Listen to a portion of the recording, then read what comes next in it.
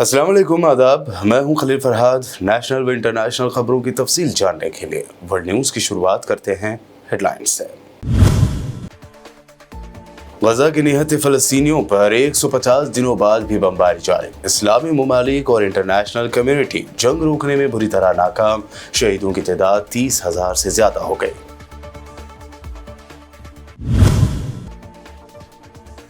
Lebanon और Israel के दरमियान झड़पों का सिलसिला जारी। हसन नसरुल्लाह का पोता इसराइली हमले में हलाक। लेबनान से दागे गए रॉकेट के हमले में एक हिंदुस्तानी शहरी के भी मारे जाने की खबर।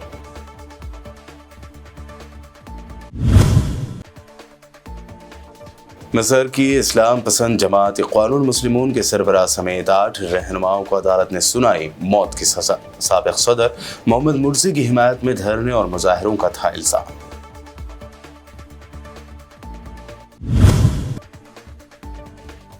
डीएम के लीडर ए राजा ने सनातन धर्म, लॉर्ड राम और हनुमान को भगवान मानने से किया इनकार। जेएसआर के नारे को बताया घिनौना।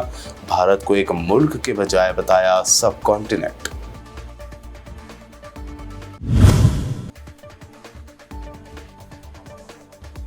– 2024 जनरल इलेक्शन को लेकर मीडिया रिपोर्ट्स आ रही हैं सामने। मार्च की 14 या 15 तारीख को इलेक्शन कोड लागू होने का जाहिर किया गया इम्कान।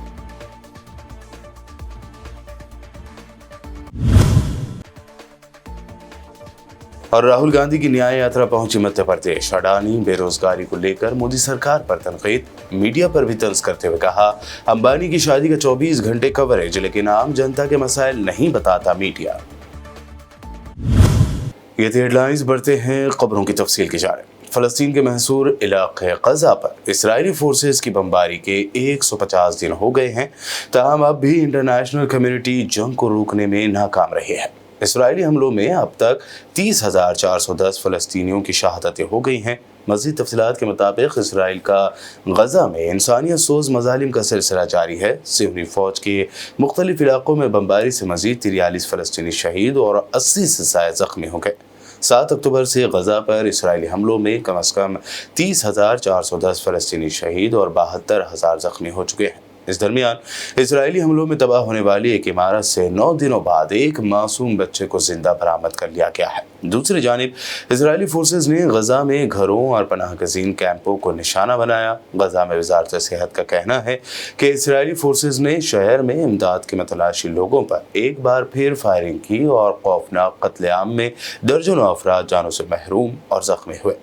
एक हफ्ते के दौरान गजा में इमदाद के लिए जमा अफराद के कत्लेआम का ये दूसरा वाक़या है।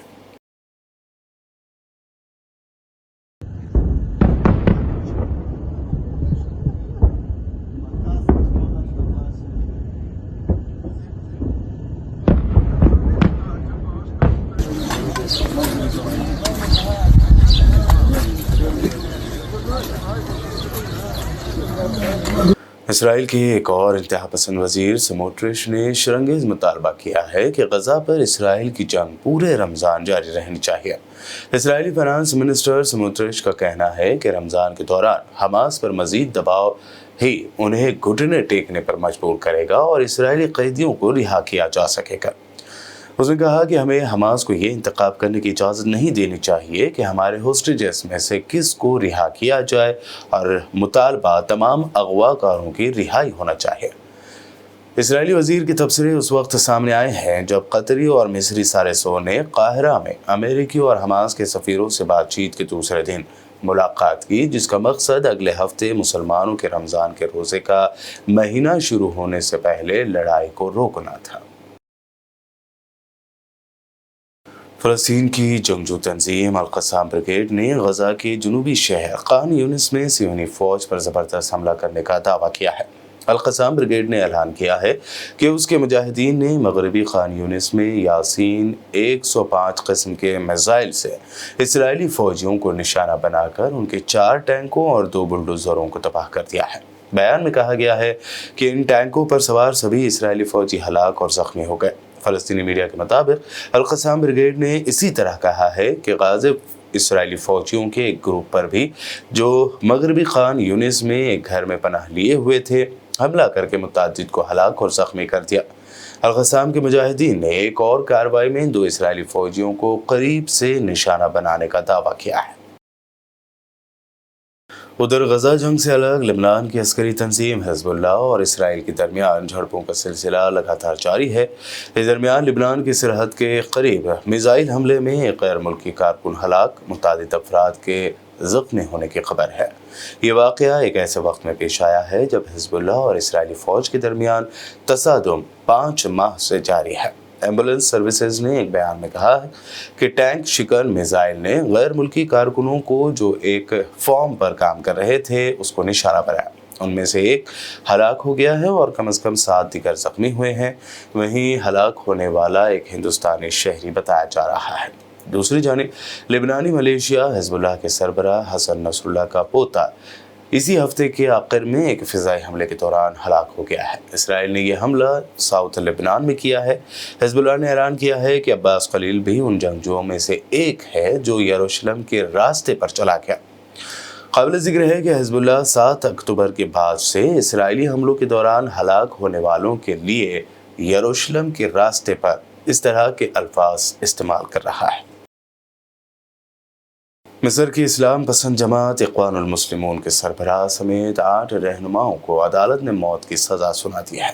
अदालत ने 58 अफराद को मुख्तलिफ नौइयत की सज़ाएँ सुनाई हैं। गैर मुल्की ज़राए इब्लाग के मुताबिक अदालत ने अल इख्वानुल मुस्लिमून के सरबराह मोहम्मद बदी, नायब महमूद इज़्ज़त और 8 रहनुमाओं को सज़ाए मौत सुनाई है।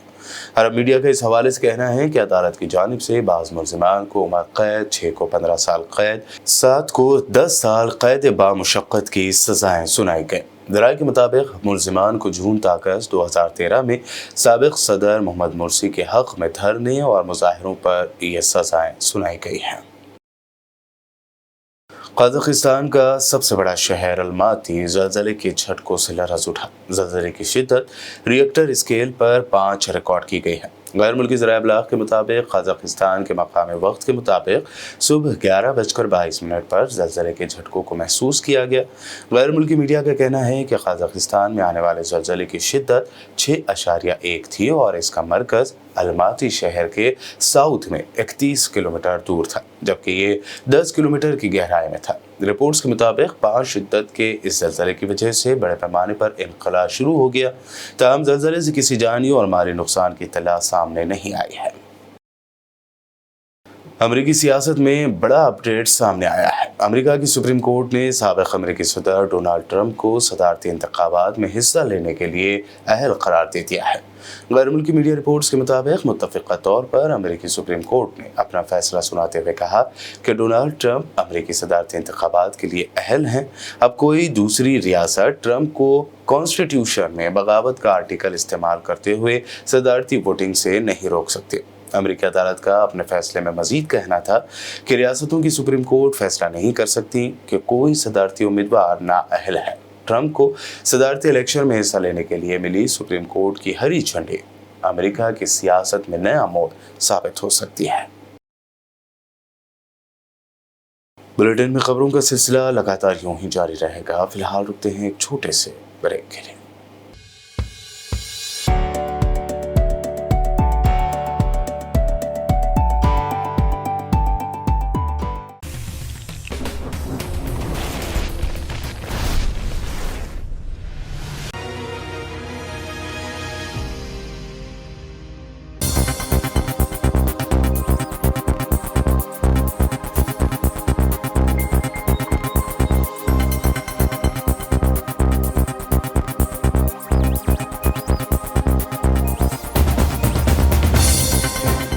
ब्रेक के बाद आगे बढ़ते हैं और अब देखते हैं अहम नेशनल न्यूज़।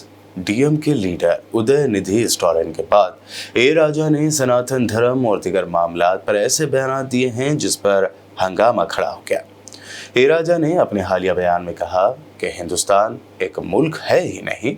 इस बात को अच्छे से समझ लें, भारत कभी एक मुल्क था ही नहीं। भारत एक मुल्क नहीं बल्कि एक सब कॉन्टिनेंट या बर्र-ए-सग़ीर है।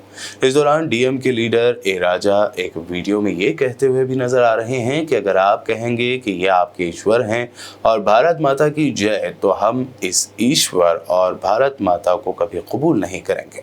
कह दो उनको हम सब राम के दुश्मन हैं।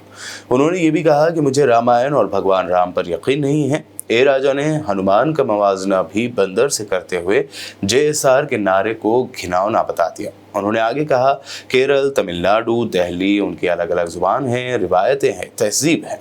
ये अलग अलग वतन हैं, अलग देश हैं, इन सब से मिलकर भारत बना है। इसी तरह कश्मीर में भी एक तहजीब है, इसे कबूल करो। मणिपुर में लोग कुत्ते का मीट खाते हैं, इस बात को कबूल करें। अगर कोई कम्युनिटी बीफ खाती है तो आपको क्या मसला है? क्या उन्होंने आपसे खाने के लिए कहा है? आम इंतखाबात को लेकर हिंदुस्तान में सियासी सरगर्मियां उरूज पर पहुंच गई हैं। ऐसे में मीडिया रिपोर्ट्स में दावा किया जा रहा है कि इसी महीने यानी मार्च की 14 या 15 तारीख को लोकसभा इलेक्शन का ऐलान हो सकता है और इलेक्शन कोड लागू हो सकता है। बताया जा रहा है कि इलेक्शन कमीशन लगातार लोकसभा इलेक्शन की तैयारियों में मसरूफ है और ये आखिरी मरहले में है। फिलहाल इलेक्शन कमीशन के ओहदेदार आम इंतखाबात की तैयारियों का जायजा लेने के लिए कई रियासतों का दौरा कर रहे हैं। मीडिया रिपोर्ट्स के मुताबिक अप्रैल के दूसरे हफ्ते में फर्स्ट फेज के लिए वोटिंग हो सकती है। 2019 की ही तरह इस मरतबा भी इलेक्शन 7 फेज में मुनक्कद किए जा सकते हैं। आने वाले आम इंतखाबात से पहले वेस्ट बंगाल की सीएम ममता बनर्जी और बीजेपी के दरमियान सख्त बयानबाजियां जारी हैं। अब ममता बनर्जी ने कहा कि इलेक्शन आएंगे और जाएंगे, लेकिन वेस्ट बंगाल में तृणमूल कांग्रेस अपना दबदबा बनाए रखेगी। ममता ने बंगाल की आवाम को यकीन दिलाया कि इलेक्शन के नताइज की परवाह किए बगैर तृणमूल कांग्रेस रियासत में इख्तिदार पर अपना कब्जा बनाए रखेगी। ममता ने पार्टी के लचकदार रवैये की निशानदेही करते हुए कहा कि वोटों में उतार चढ़ाव हो सकता है, लेकिन तृणमूल कांग्रेस वेस्ट बंगाल में टिकी रहेगी। कांग्रेस कायद राहुल गांधी की भारत जोड़ो न्याय यात्रा मध्य प्रदेश में दाखिल हो गई है। यहां अपने खिताब में राहुल गांधी ने पीएम मोदी और बिजनेसमैन गौतम अडानी पर जमकर तनकीद की। उन्होंने कहा कि इसराइल में हथियार बन रहे हैं जिस पर सील डालने की है, यानी हमारे देश में सरकारी फैक्ट्री में राइफल पिस्तौल बनाने वाले घर बैठ गए। रोजगार इसराइल चीन को दिया जा रहा है। अब तो कारतूस से लेकर ड्रेस व शूज में भी अडानी का नाम ही प्रिंट होकर आएगा। इस दौरान उन्होंने उत्तर प्रदेश पेपर लीक मामले पर भी योगी और बीजेपी हुकूमत को तनकीद का निशाना बनाया। इसके अलावा उन्होंने मीडिया को भी तनकीद का निशाना बनाते हुए कहा कि मीडिया में 24 घंटे अंबानी के यहाँ की शादी की बात होती है, लेकिन आम आवाम के मसाइल नहीं बताए जाते। एग्जाम करो, पुलिस में जाओ, पटवारी, सरकारी नौकरी करो। अब उसमें उन्होंने नई चीज चालू कर दी। आप सुबह उठो, आपके बच्चे सुबह उठें, पढ़ाई करें, 2-3 साल पढ़ाई करें, फिर एग्जाम का समय आता है, गरीब बच्चा इस साइड देखता है, वही 2-3-4% लोग सुबह आते हैं, उनके मोबाइल फोन पे 2-3 दिन पहले पेपर आ जाता है, पेपर लीक हो जाता है। आप लोग देखते हो, वो मजे से मोबाइल फोन पे उनका पेपर होता है। पूरी तैयारी आप लोग तैयारी करते हो पूरी सिलेबस की, वो तैयारी करते हैं 5 सवालों की, उनकी तैयारी 5 सवालों की, आपकी पूरी सिलेबस की। मर गए आप। तो ये भी रास्ता बंद कर दिया। एमएसपी की बात, बीजेपी कहते हैं एमएसपी तो हम नहीं दे सकते।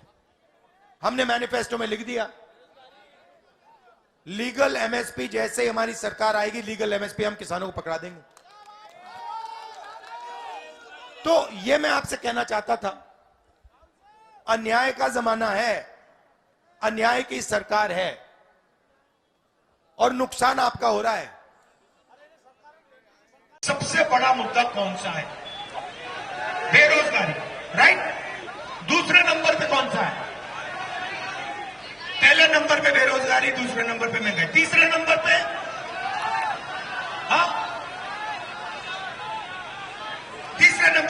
भ्रष्टाचार, राइट? तो पहले नंबर पे भीड़ से पूछा, पहले नंबर पर बेरोजगारी, दूसरे नंबर पर महंगाई, तीसरे नंबर पर भ्रष्टाचार। तो मुझे बात समझाओ भैया कि मीडिया पे 24 घंटे अंबानी जी की शादी के बारे में क्यों बातचीत चल रही है? मुझे ये समझा दो। या फिर टीवी देखोगे तो आपको बॉलीवुड के स्टार दिखाई देंगे, या फिर कभी आपको क्रिकेट के बारे में बोलेंगे, मगर जो आपकी जो मुद्दे हैं 75% के मुद्दे, उसके बारे में तो बोलेंगे नहीं। क्यों? क्योंकि आपका मीडिया पे कोई कंट्रोल नहीं है।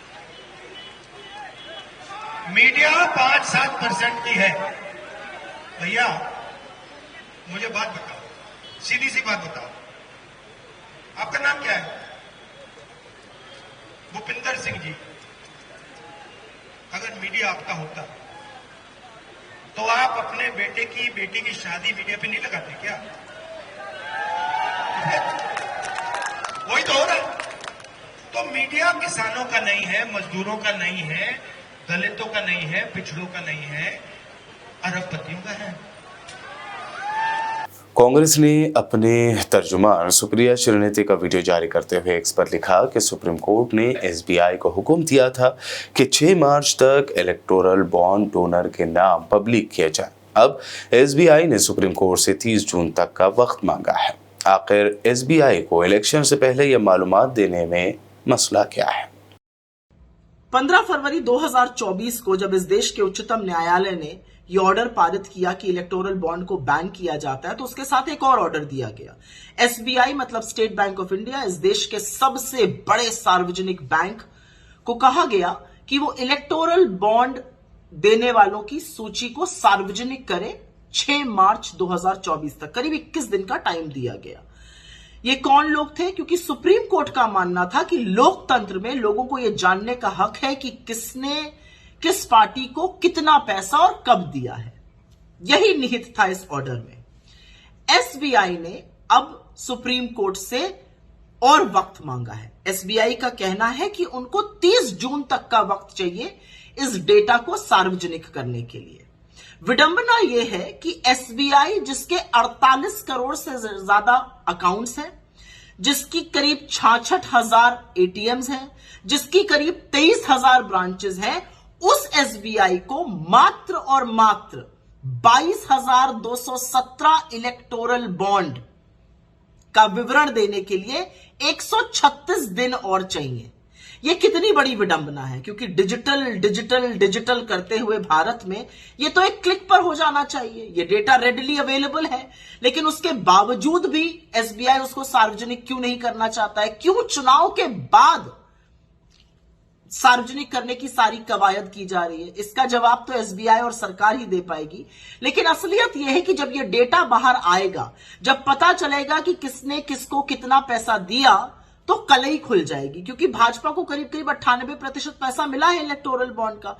तो पता चल जाएगा कि क्या उन लोगों ने इलेक्टोरल बॉन्ड में पैसा दिया भाजपा को जिनके खिलाफ केस चल रहे थे? क्या उन लोगों ने पैसा दिया कि केस ना चले? क्या उन लोगों ने पैसा दिया कि नीति निर्माण उनके हिसाब से हुआ? ये सारी बातें सार्वजनिक हो जाएंगी, लेकिन पूरी कवायद जारी है कि चुनाव के पहले ये नाम सार्वजनिक ना हो। असल में तो महालूट के मास्टरमाइंड को बचाने के लिए हर संभव कोशिश जारी है, लेकिन इलेक्टोरल बॉन्ड की जो महालूट है वो इस देश के सामने खुल चुकी है। यूपी के फॉर्मर सीएम अखिलेश यादव ने प्रेस कॉन्फ्रेंस करते हुए बड़ा दावा किया कि बीजेपी रहेगी तो नौकरी भी खत्म हो जाएगी और रिजर्वेशन भी खत्म हो जाएगा। बीजेपी रहेगी तो नौकरी भी खत्म हो जाएगी, आरक्षण भी खत्म हो जाएगा। इसलिए कई मौकों पर कहा कि ये समुद्र मंथन की तरह संविधान मंथन का समय है। एक तरफ वो लोग हैं जो संविधान के रक्षक हैं और दूसरी तरफ वो लोग हैं जो संविधान के भक्षक हैं। जो अधिकार हैं वो छीने जा रहे हैं। इसमें सवाल किसी दल का नहीं है, उन बच्चों का है जो कई दिनों से, कई साल से वो न्याय मांग रहे हैं सरकार से। हम उन बच्चों को भरोसा दिलाते हैं, जब कभी भी समाजवादियों को जनता ताकत देगी उनको न्याय देंगे और जो हक और सम्मान उन्हें मिलना चाहिए संविधान के तहत, उसके लिए लड़ाई समाजवादी पार्टी लड़ेगी। और अब आखिर में हेडलाइंस पर डालते हैं एक और नजर। गजा के निहत्थे फलस्तीनियों पर 150 दिनों बाद भी बमबारी जारी। इस्लामी ममालिक और इंटरनेशनल कम्युनिटी जंग रोकने में बुरी तरह नाकाम। शहीदों की तादाद 30,000 से ज्यादा हो गई।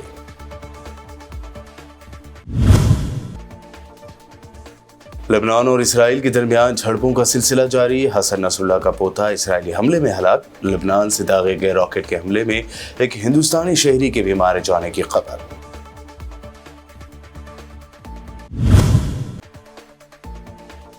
मिस्र की इस्लाम पसंद जमात इख्वानुल मुस्लिमून के सरबराह समेत 8 रहनुमाओं को अदालत ने सुनाई मौत की सजा। साबिक सदर मोहम्मद मुर्सी की हिमायत में धरने और मुजाहिरों का था इल्जाम।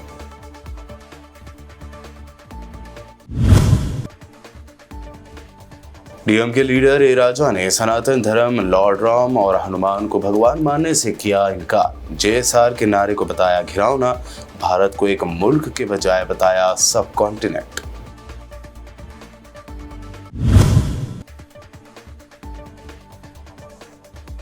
दो 2024 जनरल इलेक्शन को लेकर मीडिया रिपोर्ट्स आ रही हैं सामने। मार्च की 14 या 15 तारीख को इलेक्शन कोड लागू होने का जाहिर किया गया इनकार।